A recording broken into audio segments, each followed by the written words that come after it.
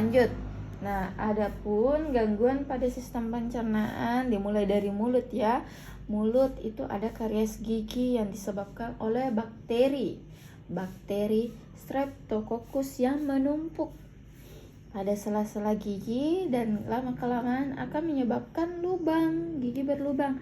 Kemudian ada sariawan disebabkan oleh panas dalam pada tenggorokan dan lidah, serta mulut juga. Kemudian di kerongkongan atau esofagus ada penyakit GERD yang disebabkan karena asam lambung naik ke esofagus. Biasa juga orang menyebutkan bahwa GERD itu terjadi di lambungnya. Bisa jadi juga. Kemudian ada kanker esofagus. Biasanya kalau kanker tenggorokan itu disebabkan karena kita keseringan makan makanan yang panas, belum dingin langsung dimakan kayak gitu. Setelah itu ada juga penyakit yang ada di lambung, itu mah biasanya karena dinding lambung itu bergesekan terus menerus. Lambung itu kan nanti bergesek ya, kan tadi lambung itu menghasilkan bubur atau kim. Makanan itu tadinya kenapa bisa berbentuk bubur, karena pada lambung itu terjadi gesekan-gesekan juga. Jadi lambung itu tidak berhenti menggesek. Nah, kapan misalkan lambungmu dalam keadaan lapar, sedangkan ini lambung selalu saling bergesekan, nah dinding lambung itu akan rusak, makanya perih. Nah, lama-kelamaan kalau parah kena mah akut kayak begitu. Jadi lambung itu tidak berhenti bergerak. Nah, makanya kalau lapar ya makan. Kemudian tapi dalam kondisi tertentu kita juga bisa terkena mana mau kenyangki deh, mana mau itu kenyangki bisa kena biasanya itu disebabkan karena kamu stres. Kalau stres nanti asam lambungmu meningkat. Jadi lambung itu mengeluarkan asam lambung dalam keadaan banyak karena kita stres. Jadi asam lambung tak meningkat. Jadi kena kima. Jadi biasa pengaruhnya orang kena mah itu karena makanan dan stres itu.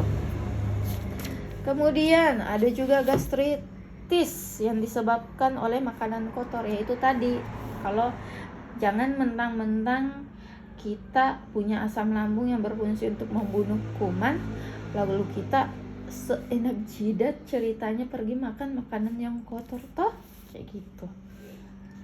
Nanti lama-kelamaan lambungnya juga akan capek dan menghasilkan penyakit gastritis, guys. Lanjut, setelah lambung kita ke usus halus. Nah, usus halus itu apa tadi? Berfungsi untuk penyerapan sari-sari makanan ya. Nah, gangguannya itu bisa berupa diare. Karena rusaknya mikroorganisme dalam lambung yang menyebabkan itu yang menyebabkan usus halus itu tidak berfungsi dengan semestinya, makanya menimbulkan diare. Lalu ada juga malabsorpsi, berarti kemampuan menyerap sari makanan yang terganggu. Kan tadi usus halus itu berfungsi untuk menyerap sari-sari makanan. Nah, kalau misalkan kamu kekurangan gizi, berarti sudah ini penyakitnya, malabsorpsi. Kemampuan menyerap sari-sari makanan itu menurun.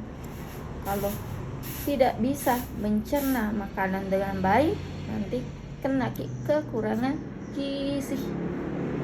Lalu di usus besar ada sembelit, yaitu susah buang air besar.